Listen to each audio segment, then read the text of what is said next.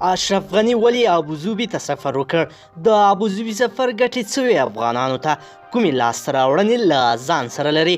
د ولسمشر غني په دې غونډه کې څه وینا وکړه؟ دا ټول په ویډیو کې وګورئ. قدرمنو لیدونکو السلام علیکم، ستړي مه شئ. افغان ولسمشر محمد اشرف غني پرون د ښاري نړیوالې مجمع لسمې ناستې ته د وینا پر مهال د سیمې هیوادونو په لومړیتوبونو او همغږۍ ټینګار وکړ. د ولسمشر غني په دغې غونډه کې ویل په ښارونو کې د لازمې پراختیا لپاره د اړینو ګامونو پورته کولو لپاره باید په نړیواله کچه سیسټماتیکې کړنلارې جوړې شي.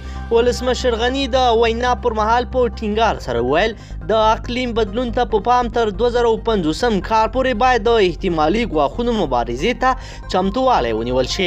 ولسمشر غني ویل د ښاري پراختیا او د هیوادونو ترمنځ په دې برخه کې د همکارۍ په برخه کې پراخو جدي بدلونونو ته اړتیا لیدل کیږي. ولسمشر ویل د علمي ټولنو فرهنګ تجربې له ګڼو محدودیتونو سره مخ دي. هغه څه چې په تیرو شپېتو کلونو کې ګټور و په راتلونکي 10 کلونو کې ګټور نشي ثابتېدلی. د ستاسو او هابیتات په څیر ارګانونه په جدي ډول د بدلون فرهنګ ته اړتیا لري. د معلوماتو له مخې د ښاري مجمع ناسته پرون سهار د اماراتو په ابوظبي کې د افغان ولسمشر محمد اشرف غني د ملګرو ملتونو د سکرتر جنرال د مرستیالې میرمن امینه محمد او فیجي ټاپوګانو لومړی وزیر فرینګ بینی ماراما لخوا پرانستل شوه. د ولسمشر د دې ناستې پر یوې څنډه کې پرون مازدیګر د ملګرو ملتونو سازمان د سرمنشي مرستیالې او د یو ان هابیټات موسسې اجرایوي رئیس میمونه محمد شریف سره په خپل استوګنځي کې وکتل. په دغه کتنه کې ولسمشر غني په افغانستان کې د یو ان هابیټات موسسې د فعالیتونو په اړه وویل.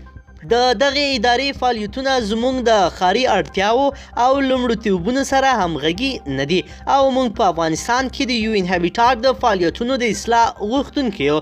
د ملګرو ملتونو سازمان د سرمنشي مرستیالې او د یو ان هابیټات موسسې اجرایوي رئیس میمونه محمود شریف ژمنه وکړه چې په افغانستان کې به د دغې ادارې فعالیتونه د ښاري پراختیا د لومړیتوبونو پر بنسټ تنظیم شي او پر وینا یې چې دوی به په دې برخه کې پر یوه طرحه کار وکړي او هغه به له افغان حکومت سره شریکه کړي.